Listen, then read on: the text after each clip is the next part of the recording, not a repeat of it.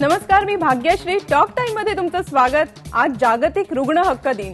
या निमित्तानंच रुग्णांमध्ये सर्वसाधारणपणे आढळणाऱ्या मोतीबिंदू या विकारावर आणि त्यांच्या उपचारावरती आज आपण बोलणार आहोत.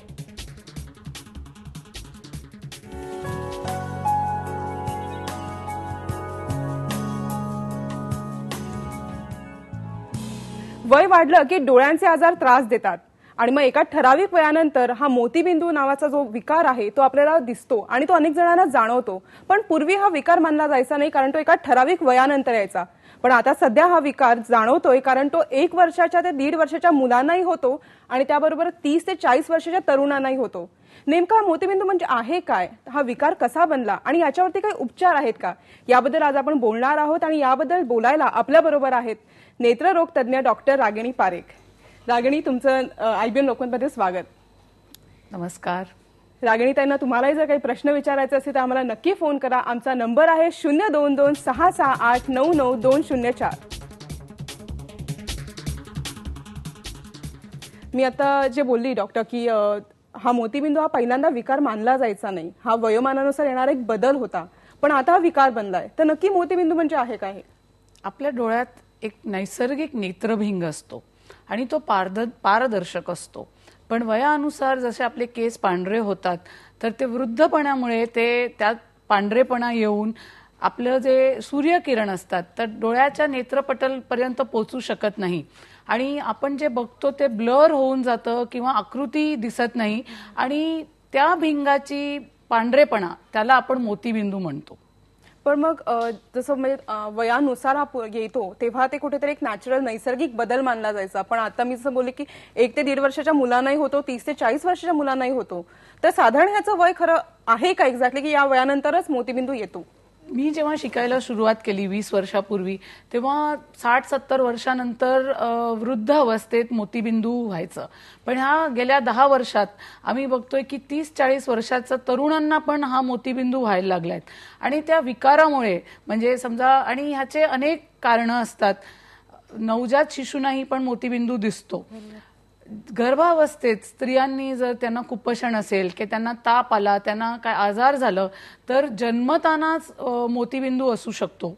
30-40 वर्षाच्या वयामध्ये आपण हल्ली बघतोय की अनेक आजारांसाठी, आस्थमा किंवा संधिवातासाठी स्टिरॉइड्सचा गैरवापर केला जातो किंवा आपली जी लाईफस्टाईल आहे त्यात आपला जो आहार आहे किंवा शहरातली माणसं आहेत त्यांना अनेक प्रकारचे विकार जसे काही मधुमेह किंवा थायरॉइड डिसीजेस, त्यामुळे मोतीबिंदू लवकरात लवकर, म्हणजे आम्ही जर 50-60 पेशंट ऑपरेट केले तर 5 पेशंट किंवा 5 रुग्ण असे असतात की त्यांना फक्त त्यांचं वय 30 ते 40 वर्ष आहेत आणि हे आधी दिसत नव्हतं. हे आत्ताच्या काळात प्रीमॅच्युअर एजिंग किंवा वृद्ध अवस्था लवकर येत असते का, किंवा आपले केस, आपण जर म्हणतो की बरेच लोकांचे केस पांढरे होऊ लागले आहेत, तर हा नैसर्गिक नाहीये. पण म्हणजे तुम्ही जे आता बोलला की आपण ऑपरेट करतो, तर ऑपरेशन हे एकमेव त्यासाठी उपाय आहे? सध्या जगात मोतीबिंदूसाठी काही ड्रॉप्स किंवा मेडिकल ट्रीटमेंट नाहीये, कारण तो जो नेत्रभिंग आपला जो एकदा पांढरा झाला तर त्याला परत पारदर्शक करण्यासाठी काही उपचार अवेलेबल नाही आहेत. त्याच्यासाठी सर्जरी किंवा शस्त्रक्रिया हीच अवेलेबल ट्रीटमेंट आहे आज. आणि पण शस्त्रक्रियाची वेळ ठराविक नसते. अमुक मोतीबिंदू जे स्टिरॉइड्समुळे असतात त्यांना आपण पेशंटची दृष्टी दिवसात कमी होते आणि त्याच्यासाठी आपण थोडा वेळ थांबवू शकतो.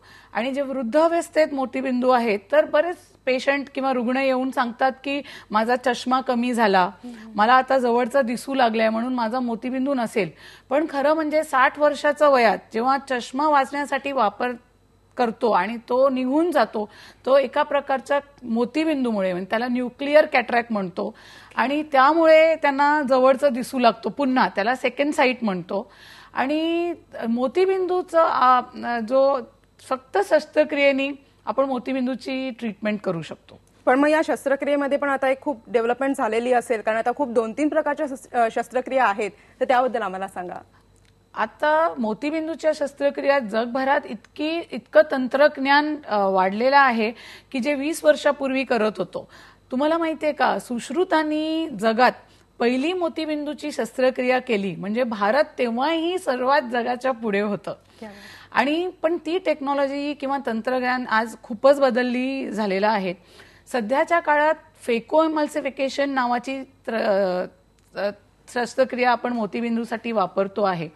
आणि पण रुग्ण आहेत त्यांना किंवा रुग्णाचे जे डॉक्टर आहेत, माफ करा पण त्यांना ते लेझर हा एक गैर वापरलेला शब्द आहे.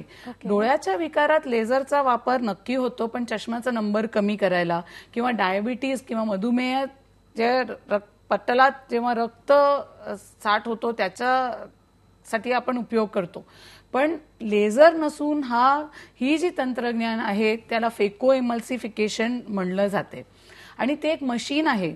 मोतीबिंदू जेव्हा पिकतो तेव्हा आपली जी तूर डाळ असते त्या पाण्यात भिजवून ती जेव्हा फुगते त्या साईजचा आपला मोतीबिंदू असतो. आणि जेव्हा पूर्वीच्या काळात एक मोठंसं छिद्र करून डोळ्यातनं ते काढला जायचा आणि टाके लावायचो.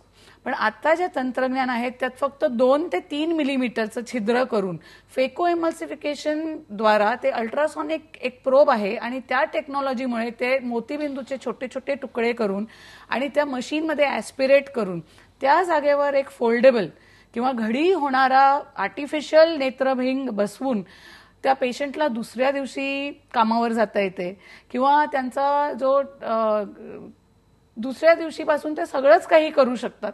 म्हणून हे तंत्रज्ञान आज खूप वापरला जातो. नक्कीच, कारण आता लोकांना एवढं रुटीन त्यांचं इतकं बिझी असतं, अशा वेळेला त्यांना नक्कीच अशा प्रकारच्या तंत्राची गरज आहे. आपण एक फोन घेतो आहे. आशा दातारे यांचा शहापूरवरून फोन आहे. आशा, आपला प्रश्न विचारा. नमस्कार डॉक्टर, मी शहापूरहून बोलते. माझ्या मिस्टरांचं वय 73 वर्षाचं आहे. त्यांना जुना बीपीचा त्रास आहे. मी दरवर्षी ऑप्टिशियन कडनं नंबर काढून चष्मा करतो. यावेळेला त्यांचा चष्मा मोडला म्हणून आम्ही ऑप्टिशियन कडे गेलो तर त्यांनी सांगितलं की त्यांचा नंबर खूप एकदम कमी झालाय, तर तुम्ही आय स्पेशलिस्ट कडे जाऊन दाखवा, नंबर काढून घ्या आणि मग चष्मा करा. तर याच्यामध्ये काही मोतीबिंदू वगैरेची चान्सेस किंवा अन्य काही शक्यता आहे का, असं त्यांनी काय सांगितलं? म्हणजे नमस्कार, मी आत्ताच आपण बोलत होतो की 60 वर्षानंतर जेव्हा नंबर कमी होतो तेव्हा वृद्ध अवस्थेमुळे हा नैसर्गिक होणारा मोतीबिंदू आहे. आणि आपण म्हणजे डोळे हे फार महत्वाचं अवयव आहे, पण 40 वर्षानंतर आपण डोळे दाखवायला नेहमी जात नाही.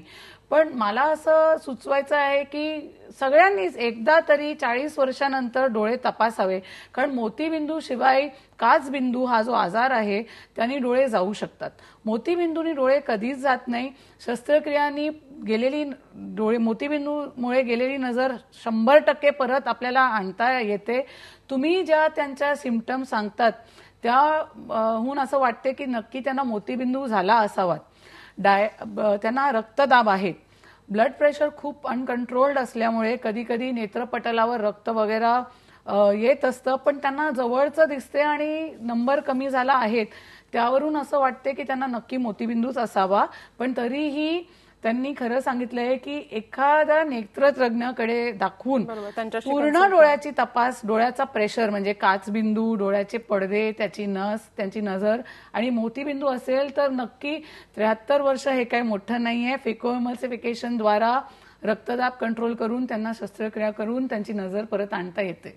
नक्कीच डॉक्टर, आपण पुढचा प्रश्न घेतोय. देवेंद्र अबाळे यांचा नाशिकवरून फोन आहे. देवेंद्र, आपला प्रश्न विचारा. देवेंद्र, आपला प्रश्न सलग विचारा, टीव्हीचा आवाज फक्त कमी करा.